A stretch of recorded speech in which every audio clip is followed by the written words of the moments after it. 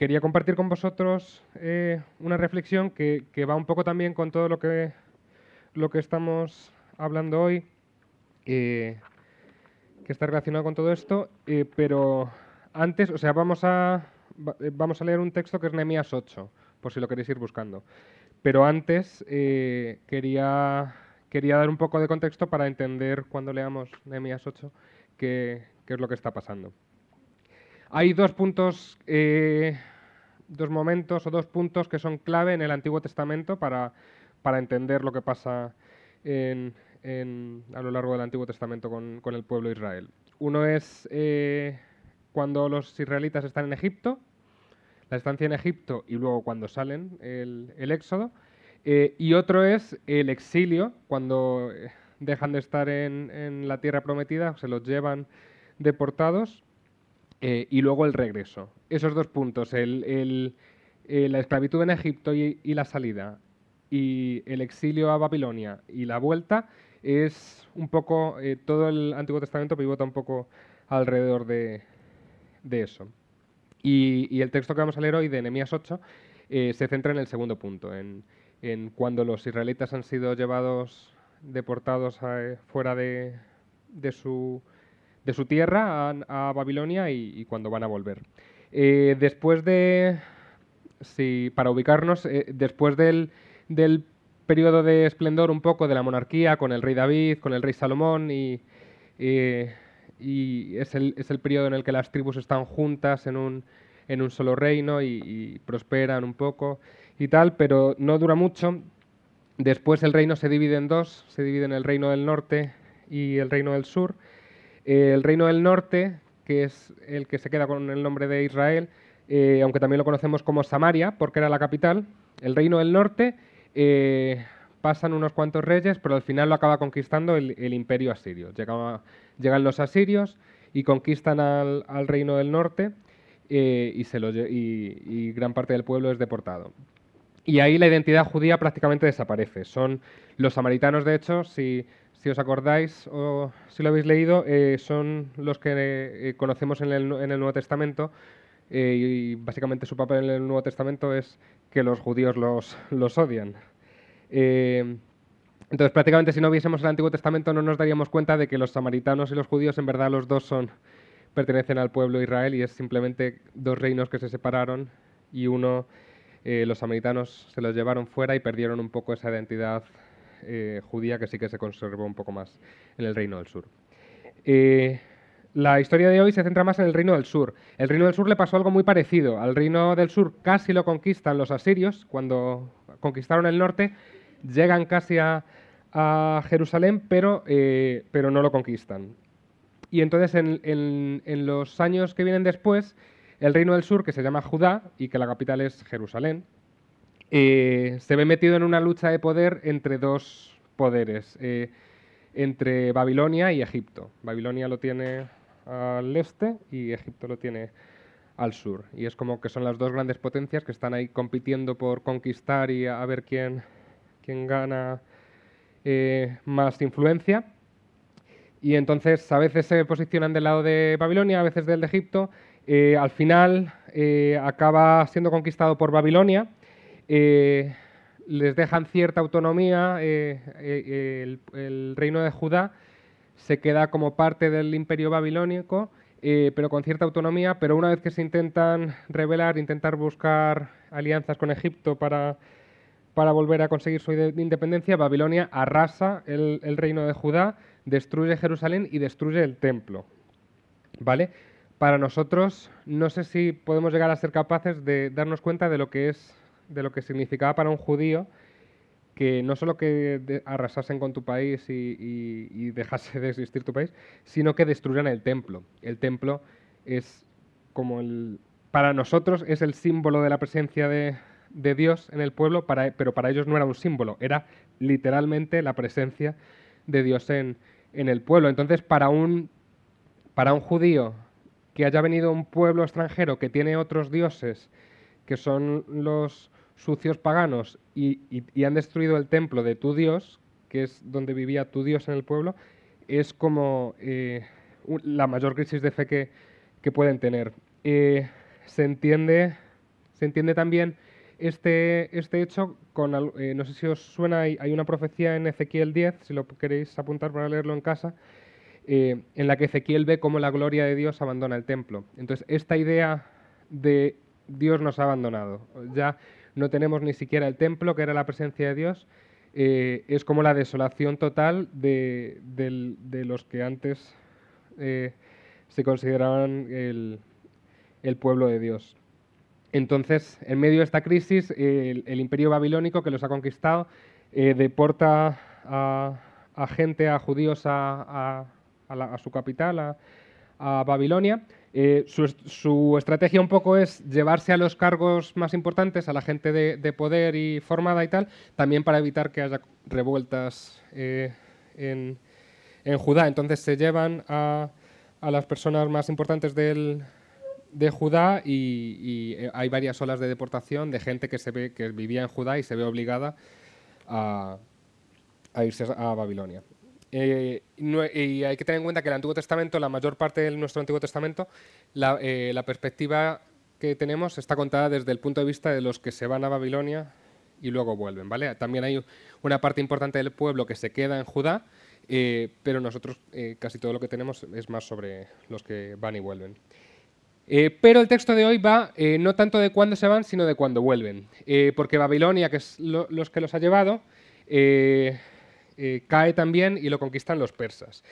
Y los persas tienen otra estrategia distinta, tiran hacia otro lado y permiten que los pueblos que han conquistado empiecen a reconstruirse un poco. Entonces, de hecho, los emperadores persas, Ciro, por ejemplo, encargan a los judíos que se habían llevado anteriormente deportados a que vuelvan a Judá y reconstruyan un poco la nación, reconstruyan las murallas. Os sonará a lo mejor la historia de reconstruir las murallas, de reconstruir el templo, ¿vale?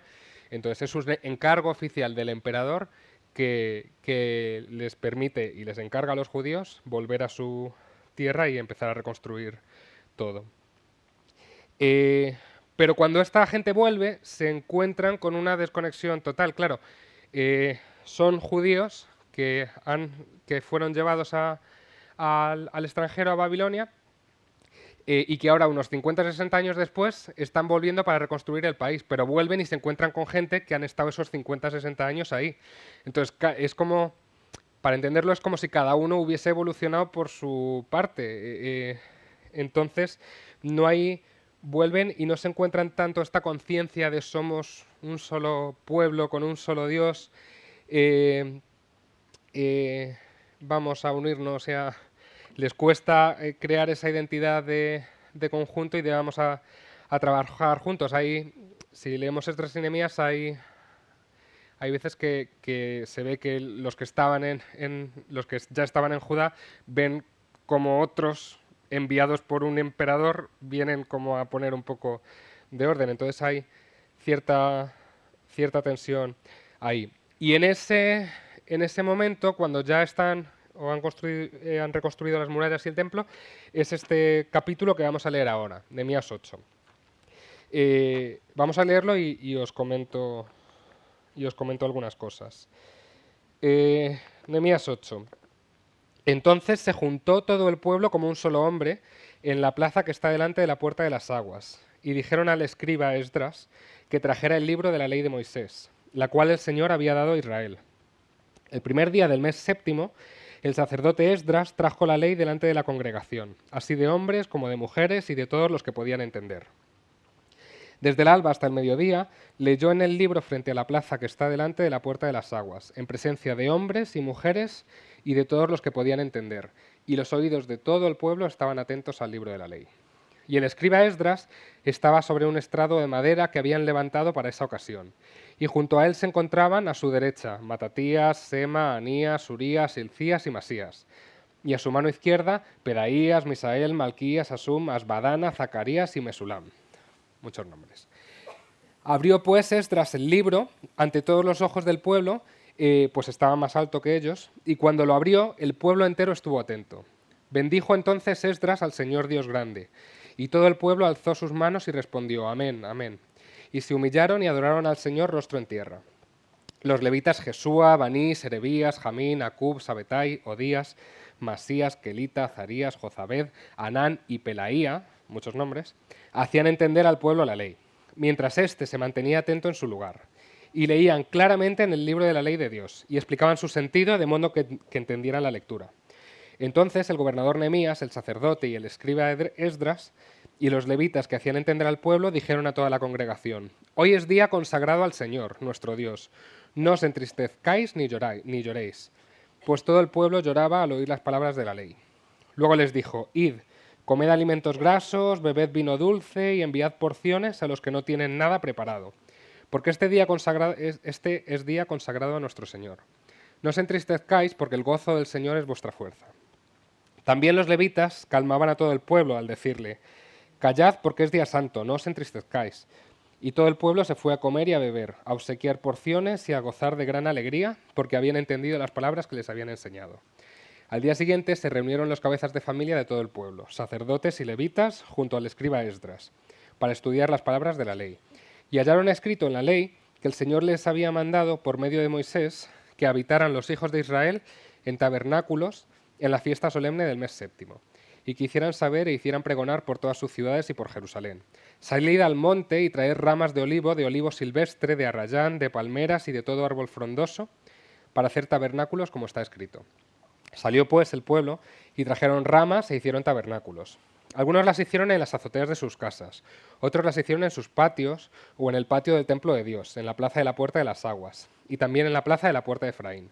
Toda la congregación que volvió de la cautividad hizo tabernáculos, y en tabernáculos habitó, porque desde los días de Josué, hijo de Nun, hasta aquel día no habían hecho así los hijos de Israel, y hubo gran alegría. Leyó Esdras el libro de la ley de Dios cada día, desde el primer día hasta el último. Hicieron la fiesta solemne durante 7 días, y el octavo día fue de solemne asamblea, según el rito. Vale, ¿qué está pasando en este texto? Acordaos de todo lo que os he contado. Vuelven los judíos que estaban deportados a Babilonia para poner un poco de orden, han construido las murallas, han reconstruido el templo y ahora, más que construir físicamente, lo que quieren es: vamos a volver a ser juntos el pueblo de Dios. Y lo que hacen es leer la ley en público. Lo que es importante para entender lo que está pasando aquí es que, primero, varias cosas que a lo mejor se nos escapan porque lo estamos viendo desde nuestra perspectiva de hoy en día. Pero la mayor parte del pueblo, para empezar, no puede leer. No sabe leer. Y es que aunque supiesen leer, no era habitual tampoco que cada uno tuviese un rollo de la ley en su casa para leerlo cuando le apeteciese. Entonces, leer la ley no era algo que alguien pudiese hacer en su vida normal. Pero además, algo que es interesante y que yo creo que se nos pierde un poco con la traducción al español aquí, es que la ley está escrita en hebreo. Y en esta época ya el idioma común no es el hebreo, es el arameo. Entonces los escribas, nos dice el versículo 8 del capítulo 8, dice: leían claramente en el libro de la ley de Dios y explicaban su sentido de modo que entendieran la lectura. No es solo que la estuviesen explicando, sino que literalmente la estaban traduciendo, porque el pueblo la mayoría del pueblo ya no hablaba hebreo. Es como en la Edad Media, que la Biblia estaba en latín, pero los únicos que sabían latín eran los sacerdotes. Entonces, aquí los levitas lo que están haciendo es traducir la ley al arameo para que lo puedan entender los que lo están escuchando y además explicarle la ley al pueblo. Así que probablemente, si además tenemos en cuenta que han pasado 50, 60 años desde que el templo se ha destruido prácticamente y toda la estructura religiosa se ha venido abajo y gran parte del pueblo ha huido, probablemente sea la gente que esté aquí escuchando, puede que sea la primera vez que ha escuchado la ley de Dios. Cuando hablamos ley, estamos hablando sobre todo del Pentateuco, desde Génesis, Éxodo, Levítico, Número, Levítico y Deuteronomio. Es la primera vez que lo escuchan, puede que tuviesen cierta culturilla judía de lo que significaba ser judío, pero es fácil de imaginar que quizá nunca se hubiesen enfrentado directamente a la ley. Si nos fijamos un poco en el texto, es es interesante, lo podéis apuntar para leerlo en casa, es bastante probable que el trozo de la ley, que el trozo del Antiguo Testamento que están leyendo estos días y que desencadena todo lo que vemos aquí, sea Levítico 23, por si lo queréis apuntar, especialmente Levítico 23, los versículos del 23 al 43. Por si lo queréis leer en casa, porque os va a ayudar a entender lo que sucede aquí. Y vemos que leen la ley en público y la primera reacción del pueblo es ponerse a llorar. Se entristecen y para nosotros a lo mejor es, vale, están llorando o están tristes, pero es como que para los judíos es como una institución, o sea, no se llora, se llora. No sé si es otra cosa, no es llorar, pero en las películas o incluso en las películas sobre la Biblia y tal, cuando se enfadan y se rasgan las vestiduras y tal, que no es solo enfadarse, sino que toda la gente sepa que estás enfadado, ¿no? Pues en este caso también el pueblo estaba escuchando la ley y como que su reacción es llorar y mostrar muy, muy visiblemente que están tristes de lo que están escuchando. También por ver que no habían cumplido nada de lo que estaban leyendo en la ley. Esta reacción además la vais a entender si lo leéis en casa, os lo dejo en intriga por si lo queréis mirar, cuando leáis Levítico 23, porque como resumen os puedo decir que probablemente lloraban por estar tristes por no haber cumplido la ley y tal, pero además es que si era ese texto el que estaban leyendo, probablemente pensaban que si no lloraban y se entristecían les iba a pasar algo malo. Pero es curioso aquí que los levitas les ordenan que no estén tristes. Les ordenan que lo que toca ahora mismo es alegrarse y hacer fiesta. Y encargan celebrar el Sukkot, que es la fiesta de los tabernáculos, que es una fiesta en la que básicamente es obligatorio celebrar y estar alegres. Curioso también, si queréis leer en casa Levítico 23, vuelvo a pincharos para que lo leáis, que si lo leéis puede que lo estén hasta celebrando a destiempo, que no tocase todavía celebrarlo y lo celebren un poco antes de lo que toca. Pero es curioso que es una fiesta en la que el principal mandato de la ley es celebrar, comer, beber y estar alegres. Y construyen tabernáculos. La fiesta también consistía en coger ramas de distintos árboles y construirte como una especie de tiendita de campaña. Y durante 7 días, la fiesta consistía en que durante 7 días tenías que hacer vida en la tiendita que te construyes con tus ramas de árboles. Y celebrar, sobre todo celebrar. Y además nos dice el propio texto que si alguien no tenía suficiente para celebrar, que los demás compartiesen con él. Si seguir leyendo luego en el siguiente capítulo, vemos que aquí no les dejan llorar, sino que les mandan celebrar y estar alegres. Y en el siguiente capítulo, en el 9, en Nehemías 9, ya sí que viene un momento de llorar y de pedir perdón por los pecados del pueblo. Vale, ¿por qué he querido leer este texto que a lo mejor es un poco extraño? Porque me parece interesante porque muestra el poder de la Biblia. Para ellos el poder de la ley del Pentateuco, para nosotros lo podemos entender como todo el poder de la Biblia, como la palabra de Dios. Y que es algo que también podemos aprender de lo que nos han estado contando los chicos y chicas de GBU. Y creo que hay varias cosas que podemos aprender. La primera, cada vez me doy más cuenta de que la historia se repite. Por eso es muy importante conocerla. La ley estaba en hebreo, el Pentateuco estaba en hebreo, pero la gente lo que entendía era arameo, así que no tenía mucho acceso a la ley. Llegamos a la Edad Media, la Biblia estaba en latín, pero la gente en España, por ejemplo, hablaba español, así que tampoco tenía acceso a la Biblia. Hoy en día no hay problema de idioma, porque la Biblia la tenemos en nuestro idioma. A lo mejor no es un problema de idioma, pero es importante conocer la historia porque es importante darnos cuenta de que tenemos cierta tentación a adueñarnos de la Biblia. Entonces, en aquella época la ley era algo para los levitas, los escribas, los sacerdotes y gente importante que además sabía hebreo. En la Edad Media la Biblia era para los sacerdotes, ordenados que sabían latín y que podían tener acceso. Y hoy en día podemos tener la tentación de pensar que la Biblia es para los cristianos, que la Biblia es un texto para nosotros, para los cristianos. Que la Biblia es como algo VIP para un club selecto al que pertenecemos.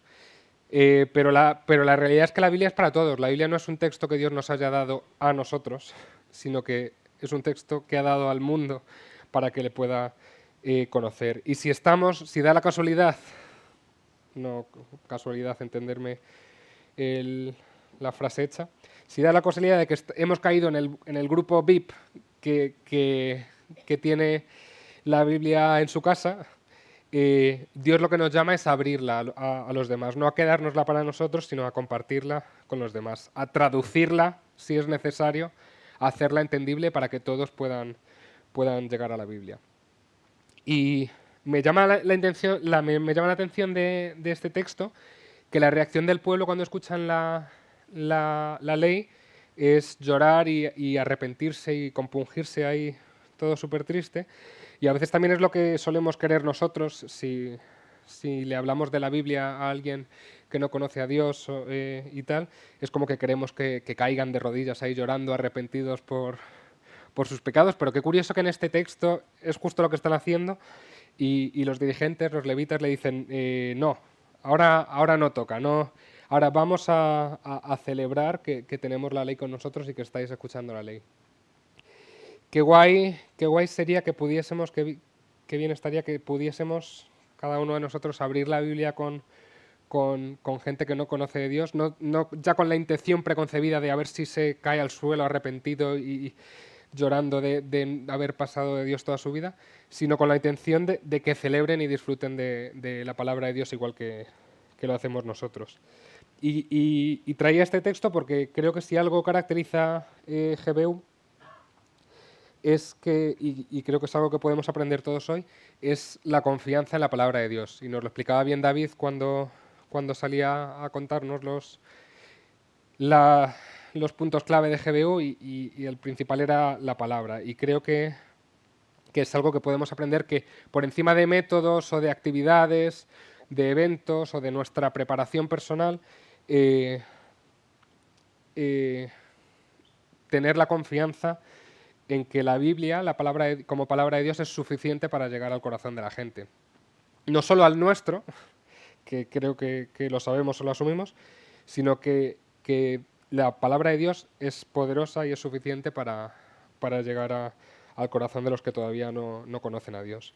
GBU cree, y creo que podemos estar de acuerdo con ellos y aprender de ello, que cuando una persona, independientemente de lo que cree o de lo que no cree, lee la Biblia, pasan cosas, que Dios actúa y que el Espíritu Santo trabaja en el interior de la persona mucho mejor de lo que nosotros podamos hacerlo. Y creo que es algo que podemos aprender y el reto y la invitación que os dejo hoy, aparte de, hoy habéis escuchado sobre qué es GBO y un reto y una invitación importante sería estar orando por ellos.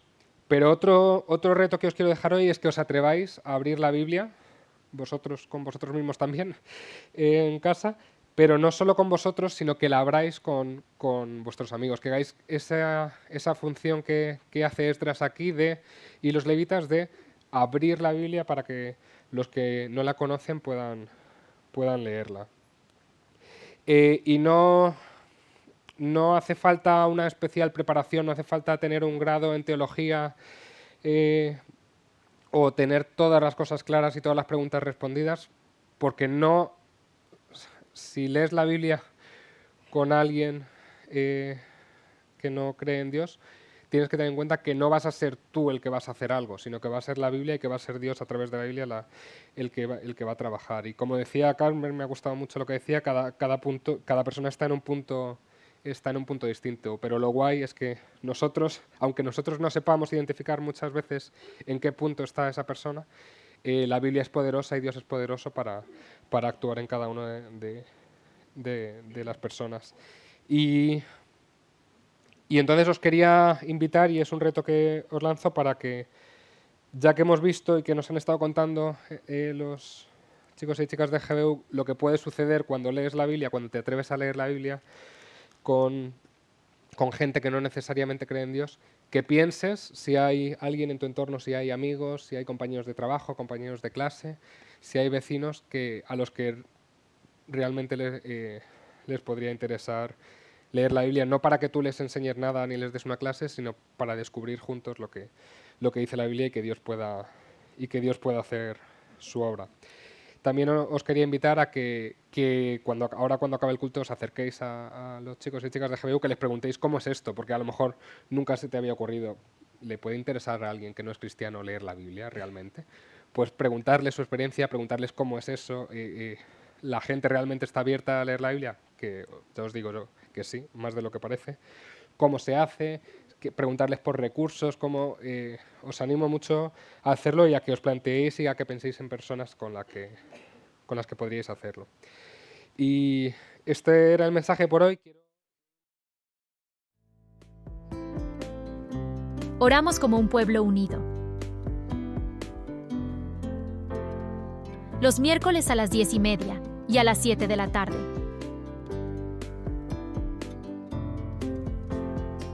También los sábados a las 10:30.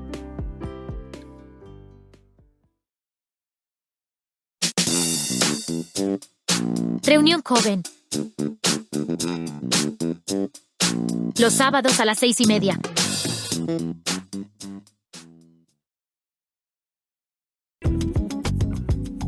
El domingo celebramos y compartimos juntos, a las 11:30.